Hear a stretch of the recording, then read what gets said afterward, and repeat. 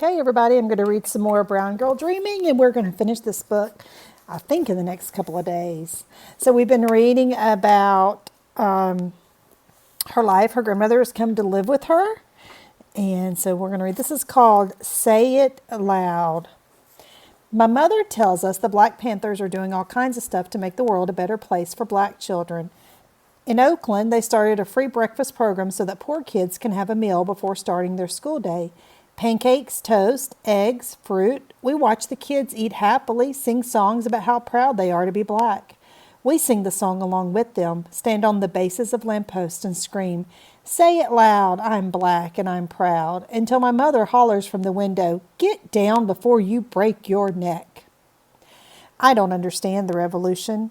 In Bushwick, there's a street we can't cross called Wyckoff Avenue. White people live on the other side. Once a boy from my block got beat up for walking over there. Once there were 4 white families on our block, but they all moved away except for the old lady who lives by the trees. Some days she brings out cookies and tells us stories of the old neighborhood when everyone was German or Irish or even some Italians down by Wilson Avenue. All kinds of people, she says, and the cookies are too good for me to say, except us.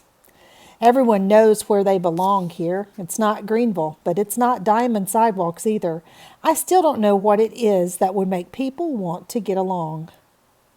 Maybe no one does. Angela Davis smiles, gap-toothed and beautiful, raises her fist in the air and says, "Power to the people," looks out from the television directly into my eyes. Maybe Mecca. There is a teenager on our block with one arm missing. We call him Lefty, and he tells us he lost his arm in Vietnam.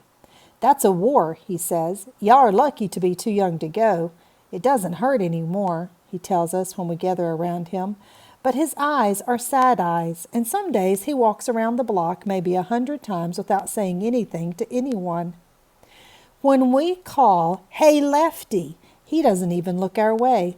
Some evenings I kneel toward Mecca with my uncle. Maybe Mecca is the place Lefty goes to in his mind when the memory of losing his arm becomes too much. Maybe Mecca is good memories. Presents and stories and poetry and family and friends. Maybe Mecca is the place everyone is looking for. It's out there in front of you, my uncle says. I know I'll know it when I get there. The revolution. Don't wait for your school to teach you, my uncle says, about the revolution. It's happening in the streets. He's been out of jail for more than a year now, and his hair is an afro again, gently moving in the wind as we head to the park, him holding tight to my hand, even when we're not crossing Knickerbocker Avenue, even now when I'm too old for hand-holding and the like. The revolution is when Shirley Chisholm ran for president, and the rest of the world tried to imagine a black woman in the White House. You remember when we read about her earlier in the school year, Shirley Chisholm? When I hear the word revolution, I think of the carousel with all those beautiful horses going around as though they'll never stop and me choosing the purple one each time, climbing up onto it and reaching for the golden ring as soft music plays. The revolution is always going to be happening. I want to write this down, that the revolution is like a merry-go-round, history always being made somewhere. And maybe for a short time, we're a part of history. And then the ride stops and our turn is over. We walk slow toward the park where I can already see the big swings empty and waiting for me. And after I write it down, maybe I'll end it this way. My name is Jacqueline Woodson, and I am ready for the ride.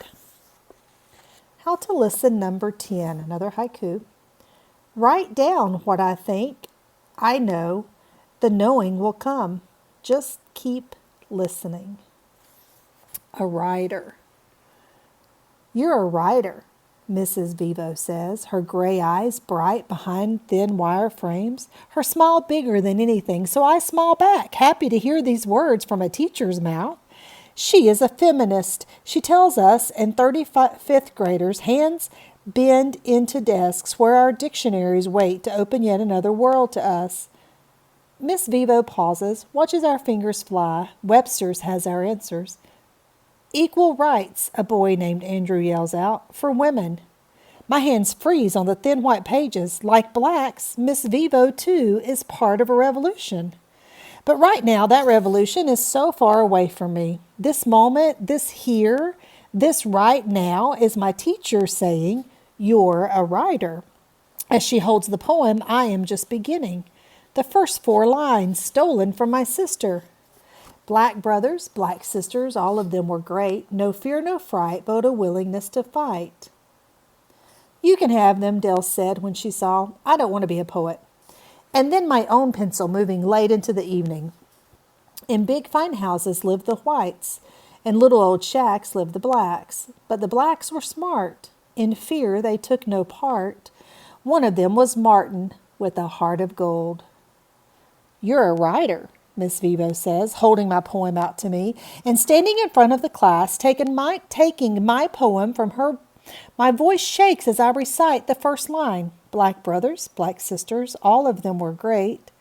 But my voice grows stronger with each word because more than anything else in the world, I want to believe her. Every wish, one dream. Every dandelion blonde, each starlight, star bright, the first star I see tonight.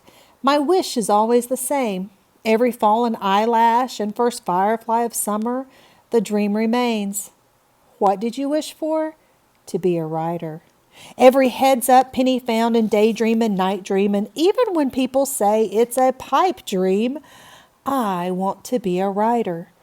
Every sunrise and sunset and song against a cold window pane. Passing the mountains, passing the sea. Every story read, every poem remembered. I loved my friend, and when I see birches bend to left and right, and nay, answered the child, but these are the wounds of love. Every memory. Froggy went a-courtin', and he did right. Brings me closer and closer to the dream. The earth from far away. Every Saturday morning, we run downstairs to the television. Just as the theme song from the Big Blue Marble begins, the 4 of us sing along. The earth's a big blue marble when you see it from out there. Then the camera is zooming in on that marble, the blue becoming water, then land, then children in Africa and Texas and China and Spain and sometimes New York City. The world close enough to touch now, and children from all over right in our living room telling us their stories. The sun and moon declare our beauty's very rare. The world, my world, like words. Once there was only the leather J in my sister's hand wrapped around mine, guiding me, promising me infinity. This big blue marble of world and words and people and places inside my head and somewhere out there too. All of it mine now if I just listen and write it down. What I believe. I believe in God and evolution. I believe in the Bible and the Quran. I believe in Christmas and the New World. I believe that there is good in each of us, no matter who we are or what we believe in. I believe in the words of my grandfather. I believe in the city and the South, the past and the present. I believe in black people and white people coming together. I believe in non-violence and power to the people. I believe in my little brother's pale skin and my own dark brown. I believe in my sister's brilliance and the 2 easy books I love to read.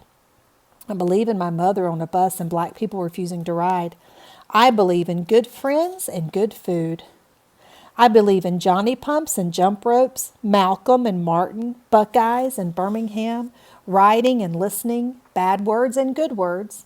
I believe in Brooklyn. I believe in one day and someday in this perfect moment called now. We're going to stop there for today.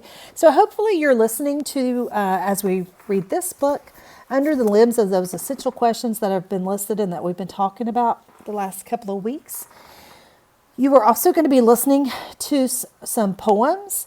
Here it is. Poems about Amazing Hispanics is what it's called. Bravo. This was a book that we would be reading if we were actually in school right now, because it helps us answer that essential question about listening to stories and perspectives from different cultures, still with that lens of what people do with their own abilities and their unique talents in order to fight the different kinds of equalities that happen in the world.